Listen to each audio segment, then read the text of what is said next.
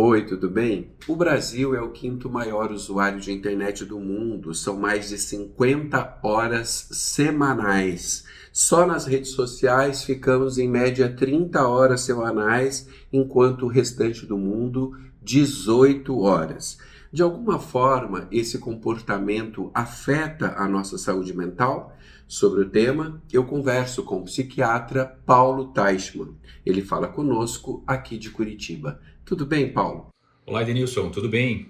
Sob alguma medida, nós estamos viciados na internet? Olha, as estatísticas mostram que sim, embora o digital e a internet faça parte da nossa sociedade atual, quase que uma necessidade, a gente gasta mais tempo dentro dela do que fora, possivelmente, estamos viciados sim. O espaço, o cyberespaço da internet trouxe diversos problemas, diversas compulsões e dependências, dentre elas, citaria aqui as mais frequentes e problemáticas, como, por exemplo, a pornografia, como os jogos compulsivos, né, os transtornos do jogo, as dependências eletrônicas, especialmente em jovens, as bets, né, as compras compulsivas e as redes sociais. Sim, a população está viciada e viciada em muitas vezes futilidades e que isso na prática traz problemas, traz sintomas, né? As pessoas estão mais ansiosas, as pessoas se comparam mais dentro do digital, as redes sociais deixam de proporcionar justamente o que seria o seu propósito principal, né, quanto às conexões sociais, emocionais, profundas, vínculos. E isso se tornou basicamente um produto de exposição, né, pessoas, influencers que se expõem como forma de plataforma de engajamento e crescimento monetário, principalmente.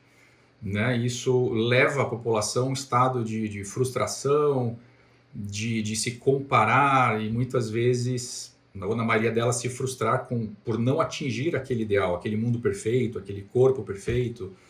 Né? Isso leva a um ciclo realmente de possíveis sintomas psíquicos, né? E comportamentos compulsivos, né? Como se você tivesse um descontrole de impulsividade e precisasse consumir esse conteúdo cada vez mais.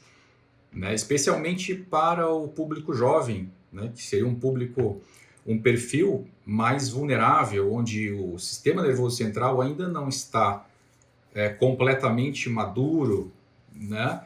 E isso possibilita, isso faz com que o jovem, o adolescente se torne uma presa fácil para criar comportamentos compulsivos e muitas vezes dependentes do digital. Na sua experiência clínica e também na troca, né, com seus pares, com outros médicos, psiquiatras, psicólogos, você percebe que essa dependência química, essa dependência da internet, ela está chegando nos consultórios, as pessoas estão procurando ajuda por conta disso? Sim, Edenilson, é perceptível o aumento de pessoas que procuram o tratamento com a intenção de reduzir essa compulsão, né, de reduzir essa impulsividade e muitas vezes atrelada a sintomas psiquiátricos, como sintomas depressivos, irritabilidade,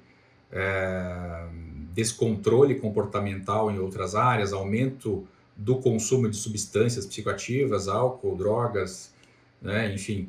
É uma dinâmica extremamente disfuncional, patológica e que traz um desfecho global, né, funcional, social para o indivíduo que de fato perdeu esse controle, né?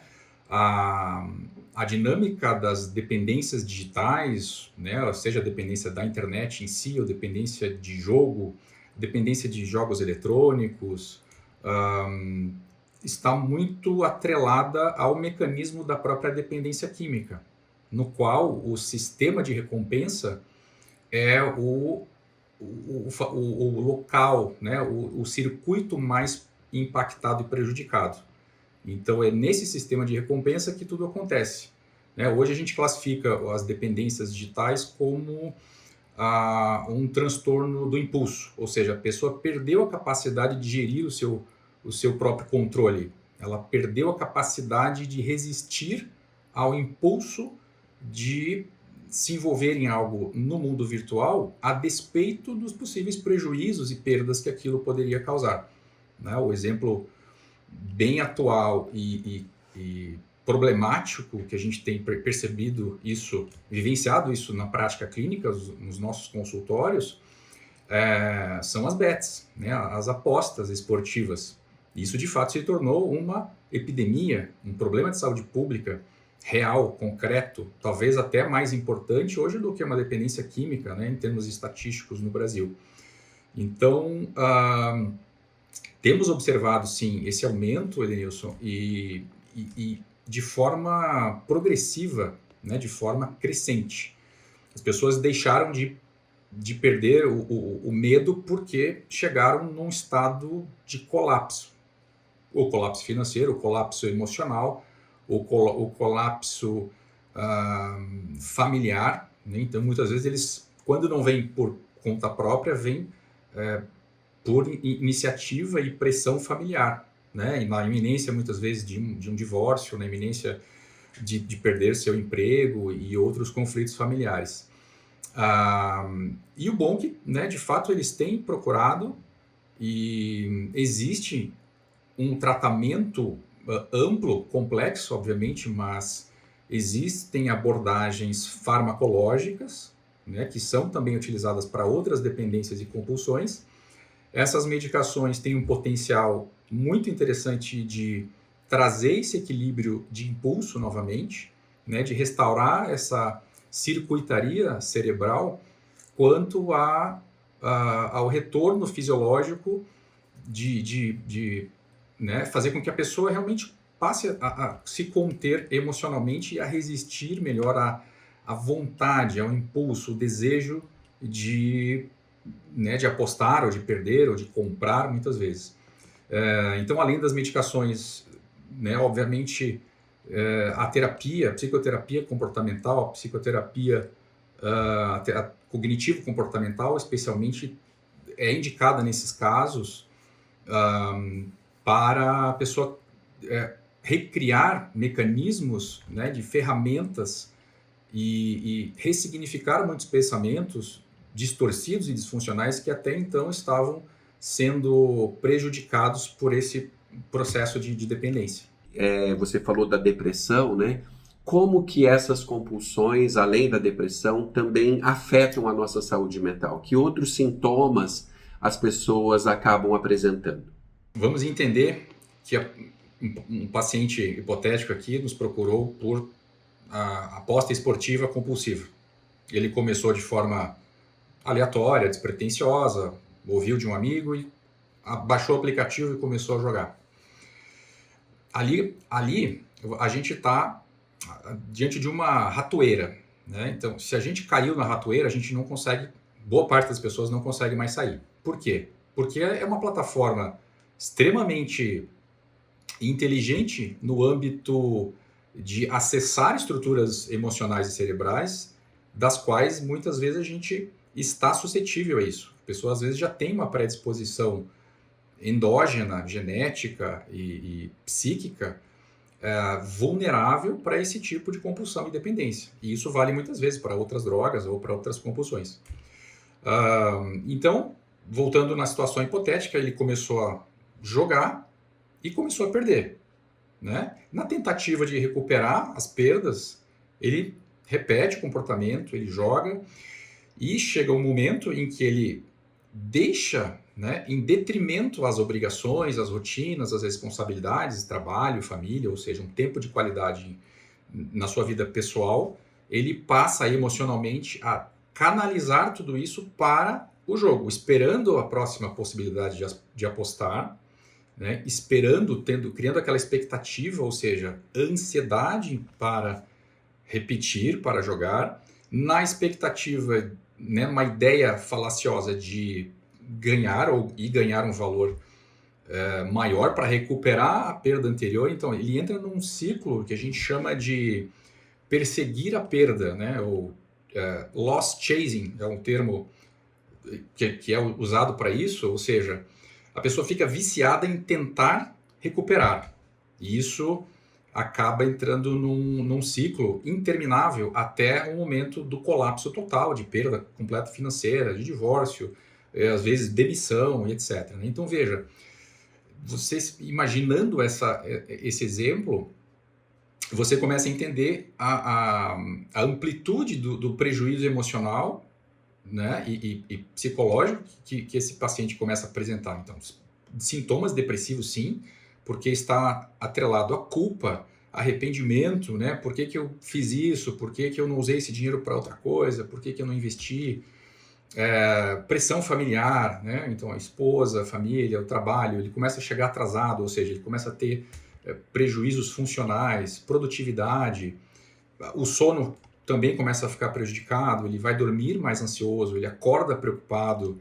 Então, você veja, o impacto ele é sistêmico, né? Então, vamos elencar aqui os mais frequentes. Então, sintomas depressivos, sintomas ansiosos, o prejuízo cognitivo, né? Atenção, memória, concentração, que ele pode estar ali seguindo a sua rotina, mas ele está com pensamento, né, lá ou na perda ou num próximo evento, num próximo jogo que ele for se expor, né? Então eu diria que pode ser um gatilho, sim, para desencadeamento de vários transtornos psiquiátricos, né? Os mais comuns, os que a gente observa com mais frequência. Então, depressão, ansiedade, insônia, sintomas cognitivos, irritabilidade, a pessoa eventualmente passa a consumir mais substâncias, né, álcool, drogas, uma forma de anestesiar, de trazer um certo alento ao seu estado emocional. E aqui existe um fenômeno muito presente chamado alexitimia. Então, se formos usar a dependência do jogo, o transtorno do jogo especificamente, ela entra num estado de anestesia, né, um estado de apatia, de neutralidade emocional e de humor. Então, é extremamente perigoso isso.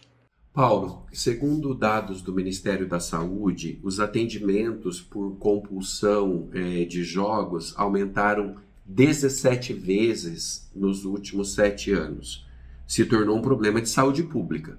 Sim, e grave, né? Existe um aumento expressivo no mundo todo e o Brasil, infelizmente, tem se destacado negativamente nesses dados. Enfim, os números, posso estar sendo um tanto quanto impreciso aqui, mas até onde eu li, só em 2025 o brasileiro perdeu em apostas esportivas algo em torno de 30 bilhões de reais. Né? Isso, e você imagina o impacto social e econômico, né? Especialmente em pessoas de baixa renda, que muitas vezes veem essa aposta como um investimento, né? Então, assim, eu tenho meu ganho e se eu arriscar ali a famosa fezinha, a chance de eu ganhar talvez é muito maior que uma loteria, enfim. E ele, apesar da perda, ele passa a criar aquela expectativa, né? Chamada do quase acerto, que também está atrelado a um mecanismo de recompensa, né? De intensa liberação dopaminérgica, na qual faz com que esse indivíduo repita esse comportamento freneticamente, né? Então ele pensa, se eu não ganhei agora, na próxima eu vou ganhar, né? Então a aversão à perda por ter perdido faz com que ele mantenha esse ciclo, e a expectativa do ganho, eles chamam de quase ganho, né? Existe um termo em inglês, near gain, alguma coisa assim, near miss, posso estar enganado, mas enfim, a ideia é que ele sempre acha que na próxima vez vai dar certo, tá? Então, de fato, é um problema grave de saúde pública. Hoje nós não temos regulamentações muito claras, né, quanto às empresas, as grandes empresas que muitas vezes têm o seu capital alocado fora, em outros países, né, e que tem uma margem de lucro estratosférica, porque não existe um local físico para isso, e a tributação é extremamente pequena, né? Então, uma das formas, inclusive, de de políticas públicas que são eficazes em outros países seria implementarem uma altíssima tributação, tanto da empresa quanto para o apostador, né? Quanto para o possível lucro daquele apostador. Outras possíveis medidas de saúde pública, como um controle mais específico digital daquela pessoa que eventualmente perdeu. Então, existe um termo chamado autoexclusão, que ele pode limitar ali tanto o valor de gastos ou de depósito, como também ele se boicotar, se autoanular. Então, ou seja, ele colocou o CPF dele ali, isso automaticamente vai impedir com que ele acesse qualquer outra plataforma digital, né? O problema é que nós não temos esse controle, o Brasil não consegue estabelecer esses critérios e essa fiscalização. Então, assim, é um número realmente muito preocupante, né? Eu diria que existem várias consequências atreladas à dependência digital, no caso aqui referente às apostas esportivas, justamente porque a consequência, o impacto negativo, ele é multifacetado, né? Então você tem um prejuízo econômico, financeiro real das famílias, especialmente famílias de baixa renda, que comprometem às vezes, né, boa parte do seu ganho. E aí o impacto emocional, social, divórcio, os sintomas emocionais psiquiátricos. Um dado preocupante, por exemplo, é que dentre as demais dependências químicas e outras dependências comportamentais, a dependência de apostas tem a maior prevalência de tentativas de suicídio. Tá? Então, aproximadamente 1 em cada 5 pessoas dependentes de jogo vão tentar suicídio. Então, esse número é muito maior do que as demais dependências comportamentais. Então, existe sim um problema de saúde pública, é uma epidemia e é uma pauta muito atual que não está recebendo a devida importância, eu diria, né? A gente tem muito apelo para as dependências químicas e a dependência por jogos tem se tornado algo muito mais rápido, né? O Brasil foi talvez o país que mais acelerou a sua estatística negativa ao longo dos últimos 5 anos. Paulo, e na contramão disso tudo que você está falando, a gente vê uma intensa publicidade, né, sobre esses jogos online, em jogos de futebol, muitos famosos, né, muitos influenciadores, artistas, cantores, fazendo publicidade disso sem nenhuma regulamentação ou responsabilidade. Ou seja, essa situação só tende a piorar. Exato. Essa é uma questão, é um grande paradoxo, um dilema, uma questão de você subjugar o senso crítico da população, né, e torná-los realmente vulneráveis a isso, porque a população geral de baixa renda, né, menos favorecida, com uma capacidade até de juízo crítico, de intelectualidade mais apurada, fica muito suscetível a isso, né? Eles têm como um espelhamento, né? O ser humano tem uma tendência natural à imitação, né? Especialmente imitarmos o que deu certo, aquele influencer de sucesso, né? Em que enriqueceu, ou seja, para eu enriquecer dessa forma, para eu ter sucesso, eu vou apostar, né? Sendo bem simplista.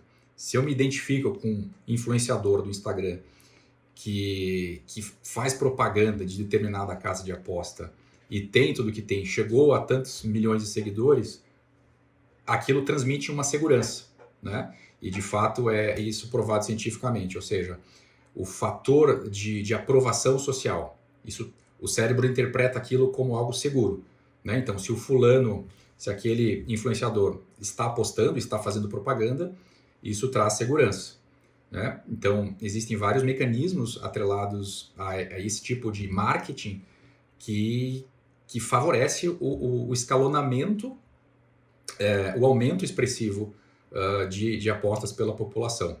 E esse é uma pauta extremamente relevante e pertinente, necessária a ser discutida quanto a impedirem realmente de usarem figuras públicas famosas e atrelar isso às bets, né? Da mesma forma, a associação com o esporte, né? Então, você vai lembrar no passado, né, que tinha carro de Fórmula 1 associado a marcas de cigarro, a marcas de bebida alcoólica, e isso inevitavelmente, especialmente para o público jovem, faz com que essa associação fique muito consolidada, ou seja, o esporte é saúde e saúde está atrelado ao tabaco. Então, a mesma associação vale para a aposta. Então, se existe a propaganda, o marketing na camisa do seu time de futebol, significa que a aposta é algo que as pessoas estão fazendo e que está relacionado a uma sensação de bem-estar e de sucesso e de conquistas. Paulo, você falou também da pornografia e hoje a gente observa com muita facilidade é possível encontrar todo tipo de pornografia na internet, inclusive também com plataformas, né, que cobram para que as pessoas assistam. De que forma o vício em pornografia atrapalha a nossa saúde mental? A pornografia vai interferir naquele mesmo sistema de recompensa que envolve algumas estruturas principais, né? Eles chamam de tríade da recompensa ou tríade da dependência.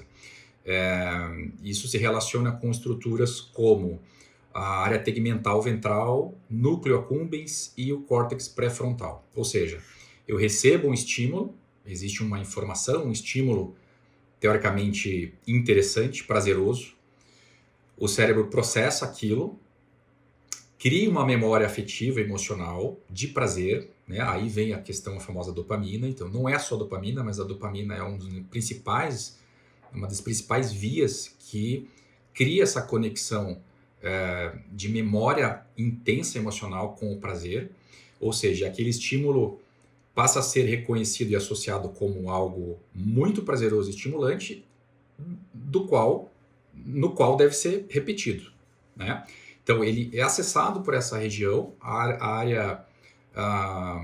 essa área cerebral, ela avalia os riscos, eventualmente ela sabe, poxa, não é legal, moralmente falando, isso vai me fazer mal, eu estou roubando tempo, às vezes, enfim, no casamento, com um namoro, mas o cérebro não consegue controlar, né? Então, ele manda essa informação para a área frontal, a área do córtex pré-frontal e frontal, e ali ele vai decidir de fato se eu vou fazer o ato, se eu vou consumir aquilo ou não. Então, ou seja, resumindo, ele recebe um estímulo, aquele estímulo entra numa balança de avaliação, aquela informação é ponderada, e à medida que eu me expus àquilo, o prazer é tão intenso que o córtex pré-frontal, embora saiba que eu não deva fazer, ele não resiste, ele cede.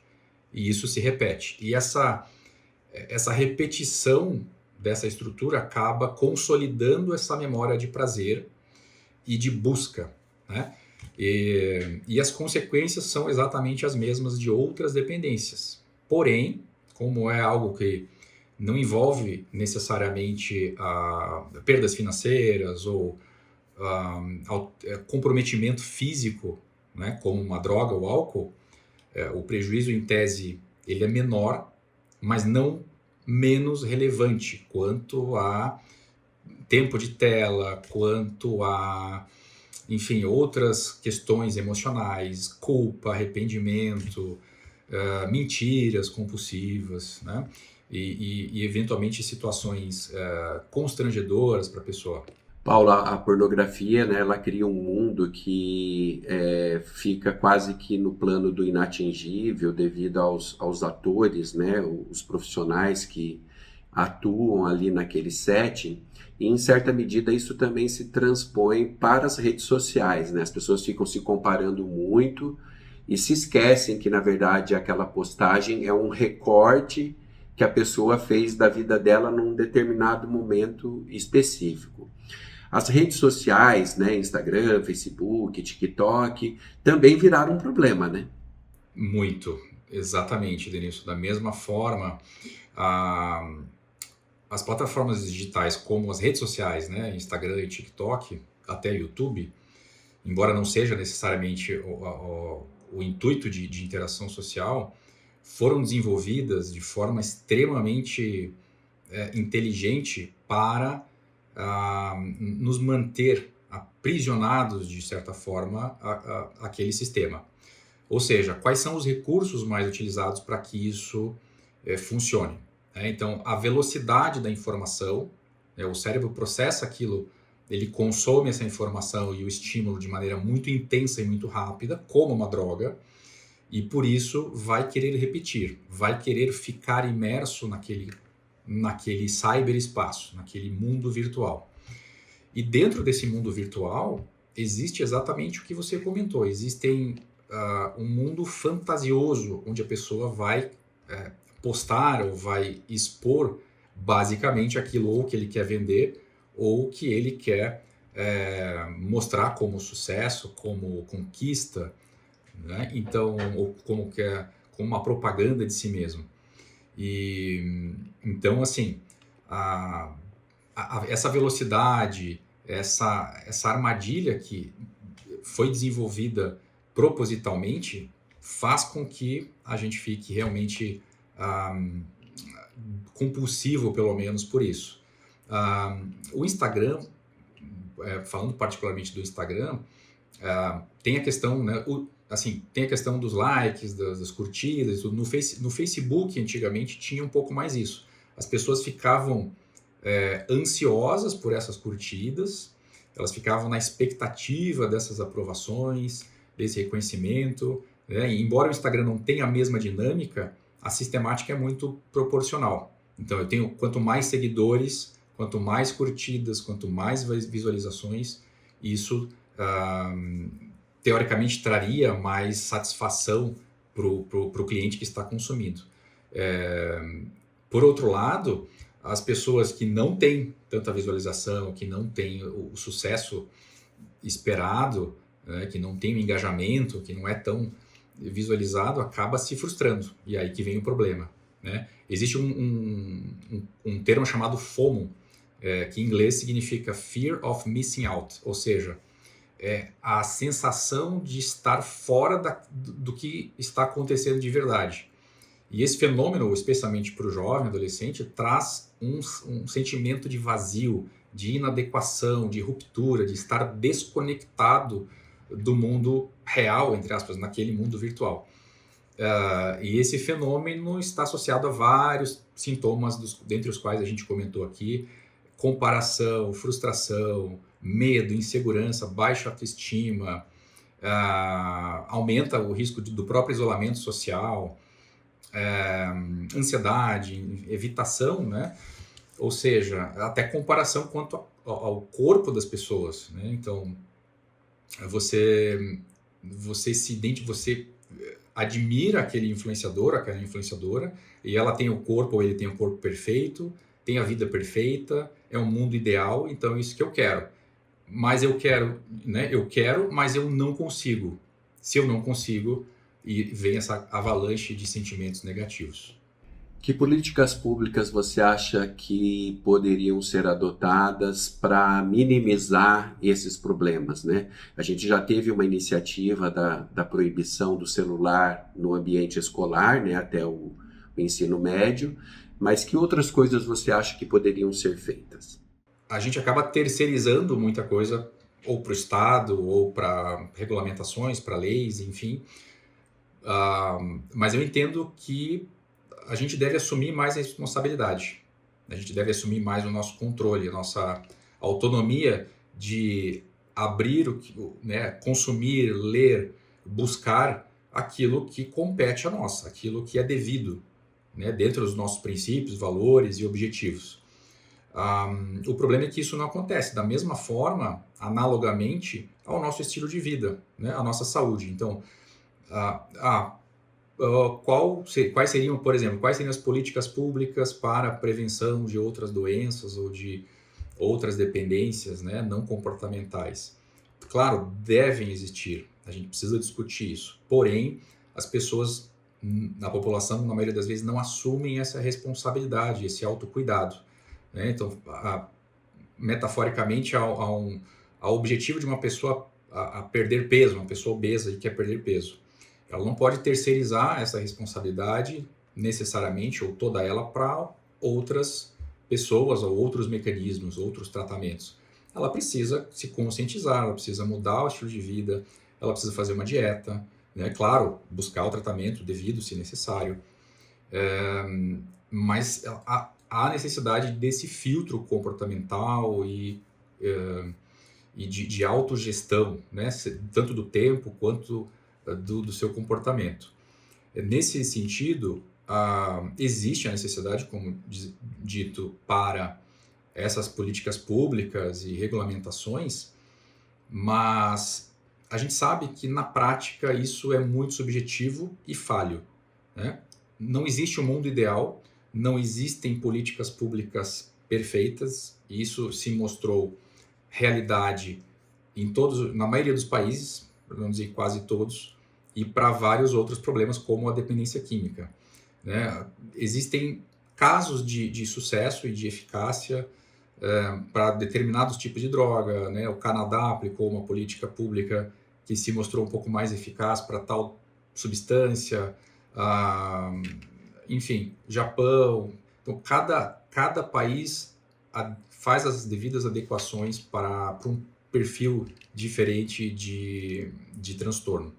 Eu diria que no Brasil a gente precisaria de discutir isso de forma muito ampla, né, de multifacetada, mas começando de fato com uma conscientização da população para se autogerir realmente, para consumir aquilo que é necessário, né? Claro, aí vem a questão também de uma fiscalização por parte da família, dos pais, referente aos filhos, às crianças, adolescentes, que é de fato a população mais vulnerável. Como você bem disse, as escolas já tomaram essa postura, mas também não podemos terceirizar isso para as instituições, ou para a escola, ou para outros órgãos públicos, né? Eu acho que começa realmente em casa, com limites claros impostos pelos pais, né? Com combinados, com regras bem estabelecidas e limites.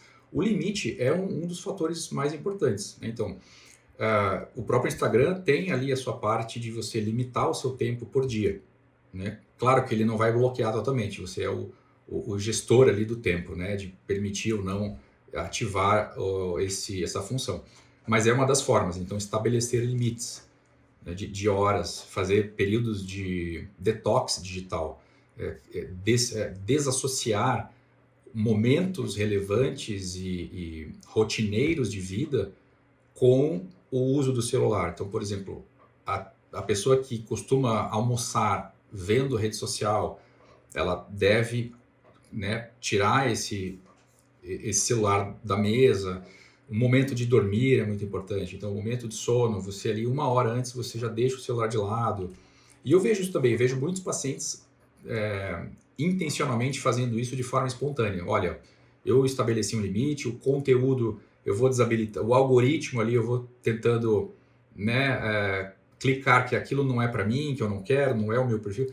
Então, existem várias estratégias pessoais para isso. No que compete a políticas públicas, o que temos de evidência com mais eficácia é justamente você... seria mais voltado para as apostas, né? Quanto à tributação, como disse, quanto à autoexclusão dessas plataformas, né? E prevenção, informação, né? A contrapropaganda do jogo. Então, você trazer informação para os jovens, trazer informação para a população de que aquilo é extremamente caótico, catastrófico. Paulo, esse assunto precisa ser amplamente debatido. Espero que a gente tenha dado uma boa colaboração para isso. E eu agradeço imenso por essa sua excelente entrevista. Obrigado, Ednilson, pela oportunidade, pelo convite mais uma vez. É uma enorme satisfação. E a você, obrigado pela atenção e até mais.